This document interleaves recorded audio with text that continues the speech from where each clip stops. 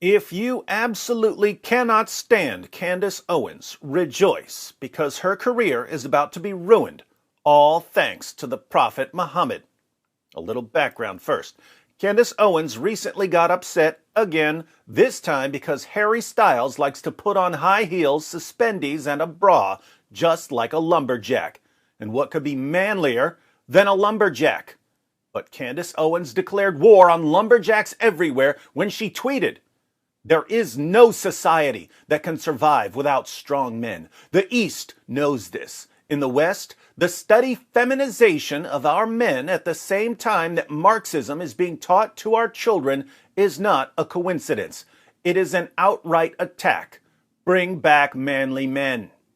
Fortunately for RuPaul fans everywhere, MSNBC stepped in to let everyone know that lumberjacks aren't the only manly men who like to wear dresses. Liz Plank wrote an article titled, "Candace Owens Mocks Harry Styles for Wearing a Dress. Did she forget about Jesus?"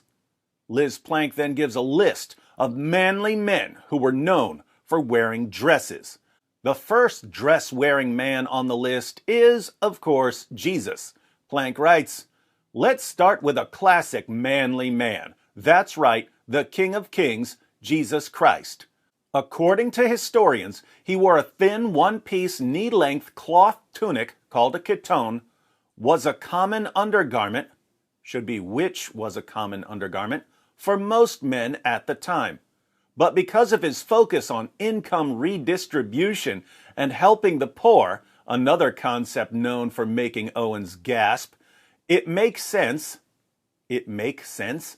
Are all of MSNBC's editors busy rioting? It makes sense that he wouldn't dress like the wealthier men of his time who wore fuller length tunics. If Owens wants to live in a fantasy world in which men have always and exclusively worn pants, I wouldn't recommend she visit anyone in ancient Greece or Rome, where tunics were a hit with men."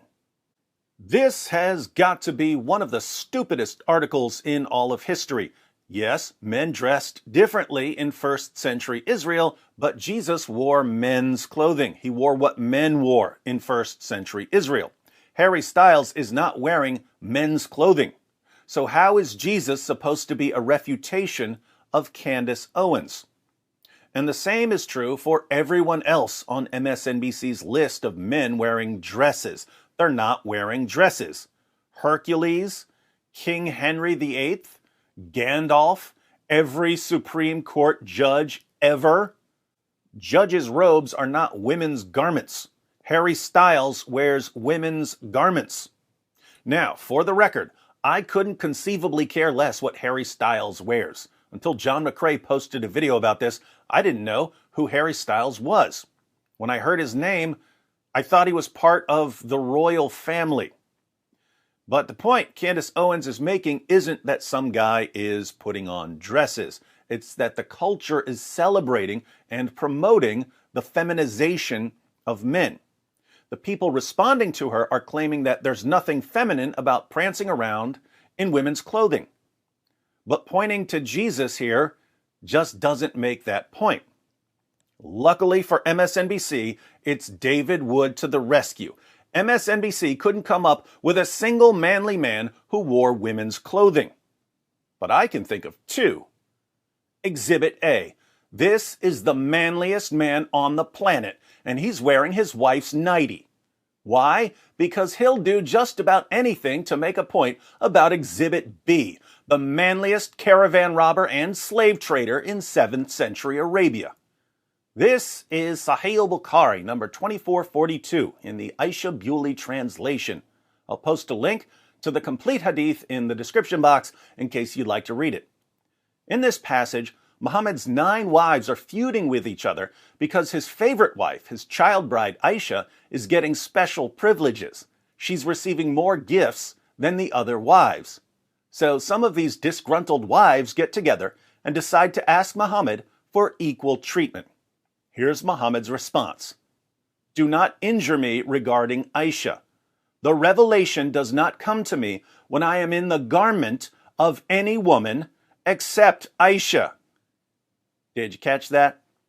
The revelation, Quranic revelation, does not come to me when I am in the garment of any woman except Aisha. In other words, don't complain about Aisha. Allah gives me revelations when I'm wearing Aisha's garments, but not when I'm wearing your garments. So Allah obviously favors Aisha over the rest of you. Now stop asking for equal treatment. The Muslim sources contain more than 30 references to Muhammad wearing women's clothing. I'll include a link to a bunch of examples in the description box. This narration in Bukhari uses the Arabic word thawb, which is like our word garment in that it can refer to a man's garment or to a woman's garment.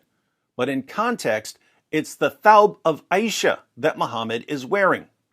Some of the sources, however, including Sahih Muslim, say that Muhammad was in Aisha's mirt, which refers specifically to a woman's garment, more like our word dress. Now think about this. Muhammad had a child bride named Aisha. He had more wives than his own revelations allow. The Quran allows men to marry up to 4 women and girls. Muhammad had at least 9 wives at one time. Muhammad didn't treat his wives equally. Muhammad liked dressing up in women's clothing. He received revelations while he was wearing his child bride's garment. And he used the fact that he received revelations while he was wearing Aisha's garment as justification for giving her a special status over his other wives. So, Muhammad, like Harry Styles, was a cross-dresser. But MSNBC won't put Muhammad on the list of men who wore dresses. Why is that? Why would MSNBC claim that Jesus wore women's clothing when he didn't, but not claim that Muhammad wore women's clothing when he did? There's only one possible explanation. According to MSNBC, Muhammad wasn't manly enough to be on the same list as Jesus. Why does MSNBC view Muhammad as unmanly? Easy. MSNBC is staffed entirely with racist, Islamophobic, hate-mongering bigots. But those of us who aren't racist, Islamophobic, hate-mongering bigots know that Muhammad was manly. That manly man received revelations while prancing around in his child bride's nightie. Just doesn't get any manlier than that. Well, Candace Owens has officially been destroyed by the Prophet Muhammad. You're welcome, MSNBC. As for the rest of you, if you're starting to think that Muhammad sounds like a really weird, creepy dude, you ain't seen nothing yet.